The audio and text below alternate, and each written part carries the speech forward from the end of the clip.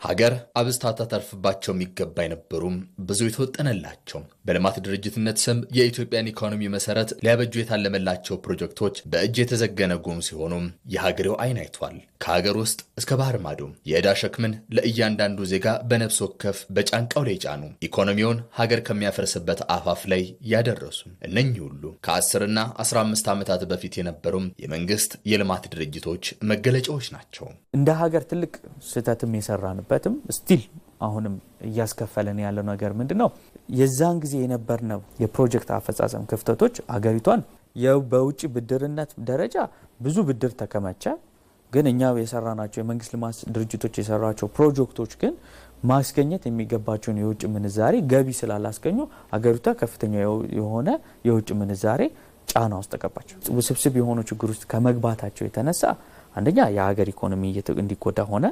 እንደገናም ደግሞ ከፍተኛ የሆነ የሀብት ብክነት ነው እንድንገባ ያደረግነው። ያው ሁሉም የመንግስት ልማት ድርጅት ማለት አንችልም፣ ግን አብዛኛው በዚህ ውስጥ ነው እንትን ያደረገው። እነዚህ ያለፉ ዓመታት ሸክሞች የለውጡ መንግስት ወደ ስልጣን መምጣትን ተከትሎም ስር ነቀል ለውጦች ተደርጎባቸዋል። ተቋማዊ ቅርጻቸው ሀገርን ወደ ለየለት የኢኮኖሚ ቀውስ የመሩት እንደ ስማቸው ውሎ ማደር የተሳናቸው የልማት ድርጅቶች ሸክማቸው ከራሳቸው አልፎ ህዝብና መንግስትን አጉብጦ ሳይጥል መፍትሄ ተበጀላቸው። መንግስት ትክክለኛው እርምጃ የወሰደው አንደኛ ደረጃ መንግስት ልማት ድርጅትና የመንግስት ኪስ ወይም የመንግስት ፖሊሲ ሁለቱ እንዲለያይ ነው የተደረገው።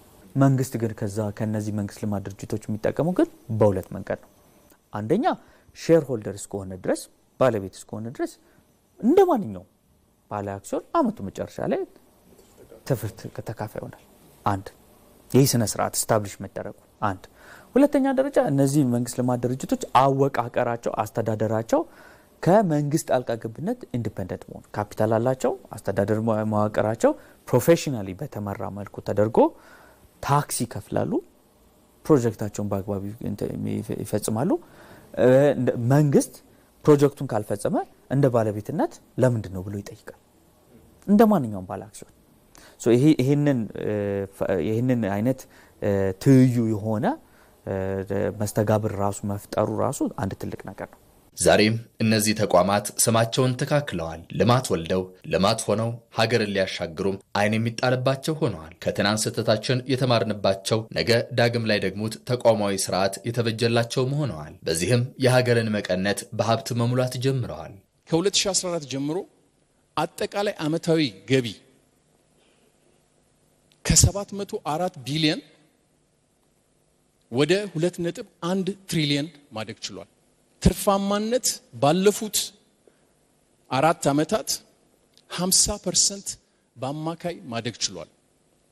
40% የአገሪቷን ታክስ የሚከፍሉት 41ዱ የኢትዮጵያ የኢንቨስትመንት ሆልዲንግ ተቋማት የናንተ ንብረትና ሀብቶች ናቸው። ከሀገር በቀል የኢኮኖሚ ሪፎርም እስከ ተሟላ የማክሮ ኢኮኖሚ ማሻሻያ የትናንት ኢኮኖሚያዊ ስብራቶቻችንን ለነገ ትውልድ ሸክም እንዳይሆኑ በትኩረት እየተሰራ ይገኛል። ከትናንት ጨለማ ተሻግረው ወደ ብልጽግና ጮራ ያማተሩት የመንግስት የልማት ድርጅቶችም ለኢትዮጵያ የነገ እድገት ጎዳና ጥርጊያውን እያበጁ ይገኛሉ።